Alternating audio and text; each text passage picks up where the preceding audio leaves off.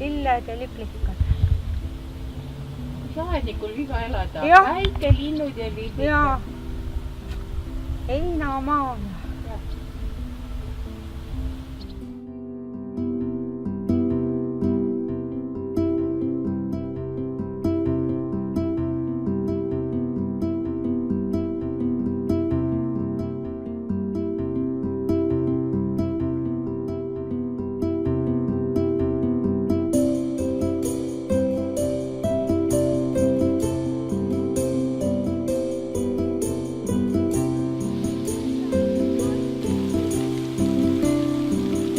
Saigi, siis meil oli juba seda aiaosa oli ka üks 6-7 aastat ennem tehtud, et sai nagu hobist siis kasvas väljagi töö.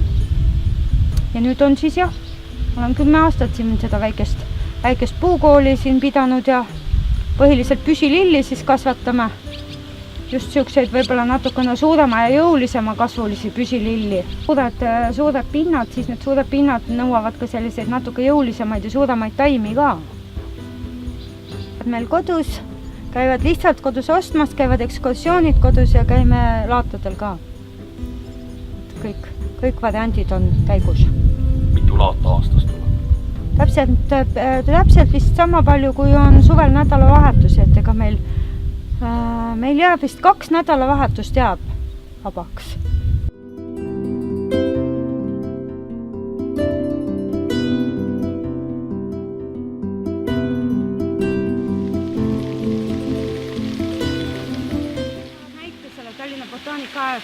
Me oleme Tallinna Botaanikaaeda tegema suurt näitust ja need lilled lähevadki nüüd sinna näituse jaoks lõikamegi neid lilli.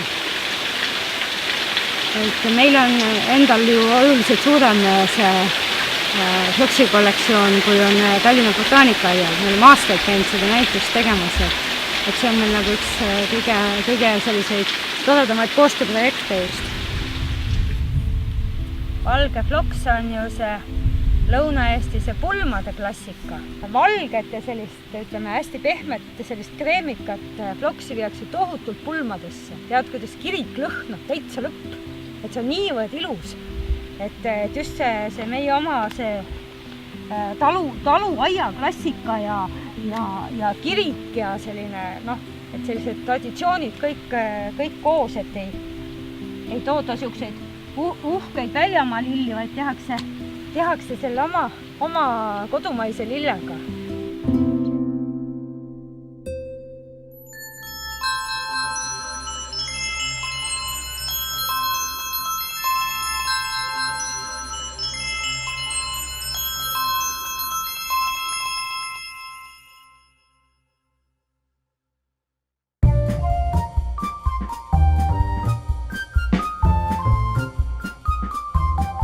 Vaata, ma kolisin mingisugusel ajal siia ja siis ma vaatasin, et väga nukralt vaatab ilma akendeta maja vastu. Siis ma mõtlesin, et midagi võiks ju teha. Lõi kiiks ja hakkasin tegema alusid. Aga vaata, kiiksuga juhtub alati see, et asi areneb edasi, siis hakkad muud ka tegema.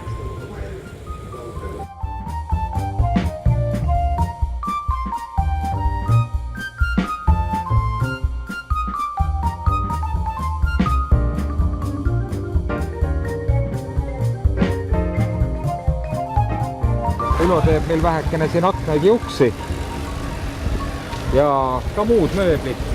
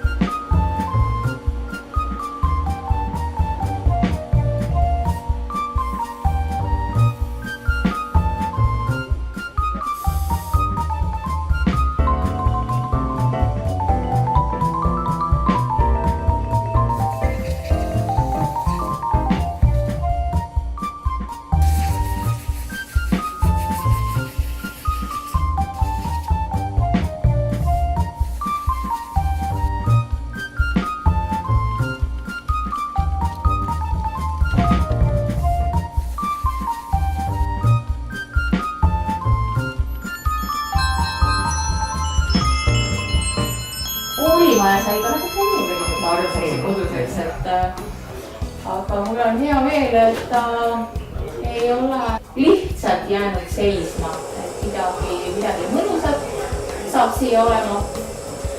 Ja nagu ma näen, siis ehitus käib täiega. Ehitus käib täiega. Vaatame iga nädal tõevästele süüa. Tuli see mõte. Üks suur koolimaja. Mul on iga valinud oli.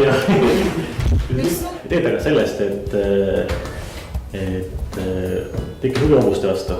Siis tekkis mõte, et miks mitte ühildada kaks asja, et armastus hobuste vastu ja siis päästa üks koolimaja siin kandis. Siis ma võtsin endale appi Mihkli, leidsin hobuse inimeste kaudu seltskonnast, kuna tahaks ikka selle aasta lõpus majja saada inimesed hobused. Kummad nüüd tähtsamad on? Mõlemad on kahte ossa selle hobusele maja, ongi Ratsakeskus külaliste maja.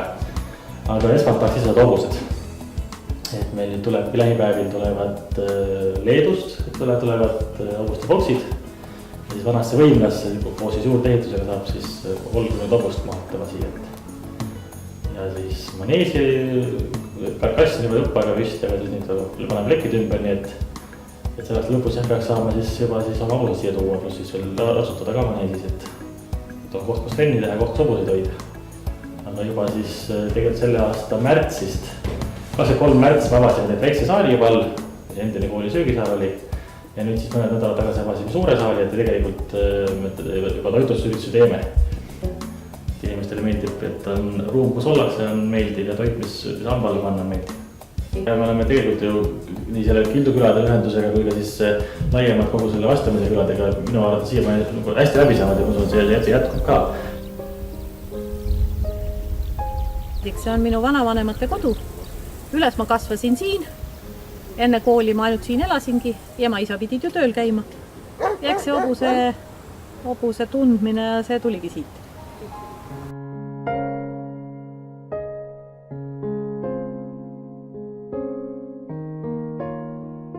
Ja oma lõpuks pead neid siin või... Aretus. Nii. Näed, siin on see valge ilus asi, on järgmise aasta varssad isa meil. Vaatame, mis tuleb põnevat. Ahah, läks. See on üks ruunapoiss, tema otsib uut kodu, temal on müügis. Sügisel panen ta müüki. Ja ega täkk ei salli isaseid loomi.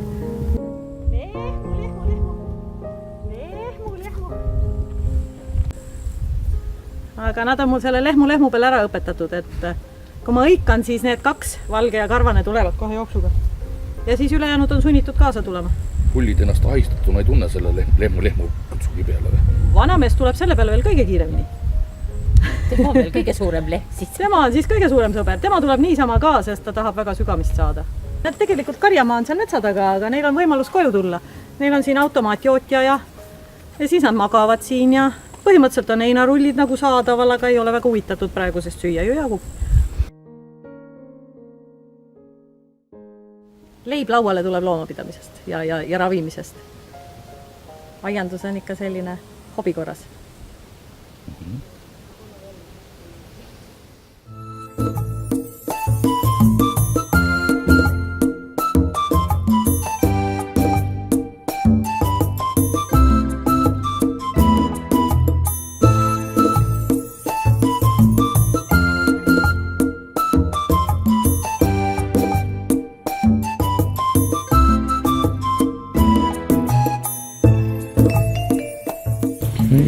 Selline karvakõrv. Siin on vahepeal paljaks pükatud. Jaa, tema on nüüd hiljaaegu pükatud. Päris kiiresti kasvab. 3 kuuga jah. Ma vaatama kääridega, võtan kaigama siis.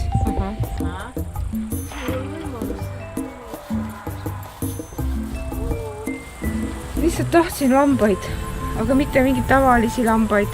Et ikka sellised mõnusa villaga lambad ja siis tütar ütles, et näe vaata, alpakade koolitus Pärnus, et mine vaata. Mine, uuri. Ja mis nad siis on? 2 aastat said tuuli. Ta on hästi pehme, usupehme. Ja ta kirjad järgi pidi 7 korda soemu ka olema, ma ei tea. Mina vana külmavares, mina ikka paneks mitu paari kindlake. hästi mõnus on selles mõttes, et peale seda, kui ma ise hakkasin ketrama, ega ma sellest tavalist lõngast enam ei taha midagi kudluda.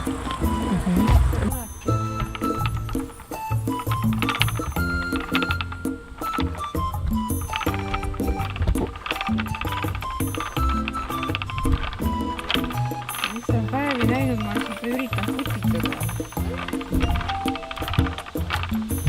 See on nüüd jah ühekordne. Nüüd ma teen teise sellise ühekordse veel ja siis korrutan 2 kokku. Et see on need lõngad, mis mul on nendes väikestes kerades, et seal on 2-kordsed. Ja siis ma veel olen siin teinud, et ühe teen siis küülikust, teise teen alpakast ja siis korrutan omavahel kokku. Sest ainult küülik on siuke hästi karvane, et aga mitte et siis nii karvas saada, siis alpaka nagu ei jää nii karvane.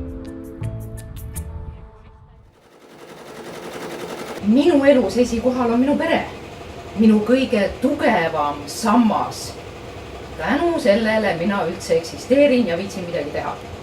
Teisel kohal on siis minu see ettevõtlus siin, mis sai alustatud sellepärast, et 2008 aastal, pani uksed kinni üks filiaal, kus ma töötasin.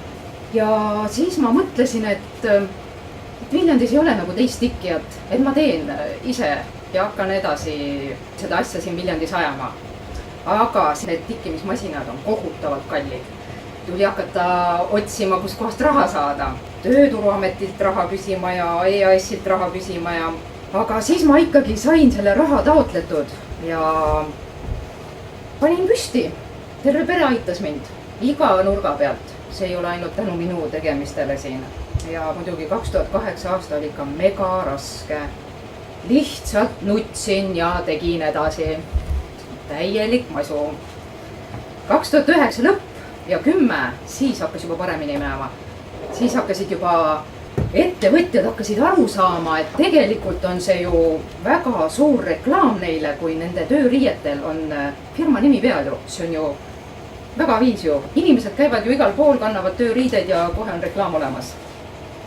Vaat siis hakkas järjest rohkem nagu käima neid firmasi siin tikkimas. Siis nad avastasid ka selle, et tikand püsib ju kauem peal kui print.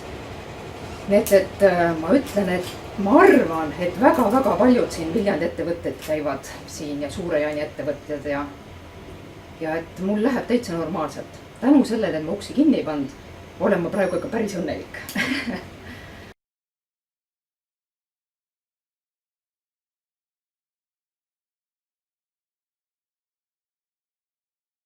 Seis oli selline, kas valida Viljandis mõni vahetustega töö või hakata siis iseendale tööandjaks. See legend sellest ilusast kohast jooksis sellel majal ju, ma ei tea, nagu 5 kilomeetrit eespoole, et kui kõik rääkisid, sa lähed kaevandisse, oi, seal oli kunagi nii ilus, seal oli nii palju lilli, seal oli nii palju peenraid ja siis, kui mina siia sain, siis oli siin kohutav võsa ja rupsik, et mitte midagi alles sellest, mis on kunagi olnud ja siis ma võtsin vaikselt selle eesmärgiks, et toome siis lilled aeda tagasi ja teeme selle koha uuesti ilusaks. Tabas selline mõte, et aga siis tekib neid selliseid ajaviitjaid, et pigem tuleb siia see klient, kes teab täpselt, mida ta tahab, kui palju ta tahab ja sellega ma hoian ka oma sellist aega kokku, et ei ole lihtsalt tühja tiksumist. Põhimõtteliselt on meil ettevõtte umbes 1000 hektarit. See 850 hektarit on sellist pinda, kus me nagu kombainiga üle käime. Et see, mis kombainist nagu traktoriga ära satub, see satub siis siia kuivatitesse. See on natukene alla 3000 tonni. Et meie suur lepingupartner on Baltic Agro, kellele me siis toodame seemnevilja. Et meil on praegu 3 alalist töömeest, siis on ka paar sihukest selli, kes on siin kohalike farmerite pojad, et need teevad hea meelega meil kaasa. Elektrik nagu leidis, et lihtsam on tekitada nagu IT-lahendus nende nuppude asemel ja ta tegi meile nii-öelda puututundliku ekraani. Või siis ütleme, mis on kaasaegsetest telefonidest järgi vaadata, et mis toimub, et näiteks jälgida ka, et kas kuskil mingi rike on, et kui näiteks põleti jääb seisma, siis rikke ja häire tuleb telefoni peale. Et õhtul võib ikkagi rahulikult maha minna, sest kui mingisugune häire või rike on, siis tuleb see telefoni peale, saab siis kohale minna, et ei pea nagu vanasti olema. Kuivati mees passib siin, loeb ajalehte ja nuputab ja siis hommiku on silmad punased, et ei tea, kuhu vili sai ja kuhu läks ja mis on.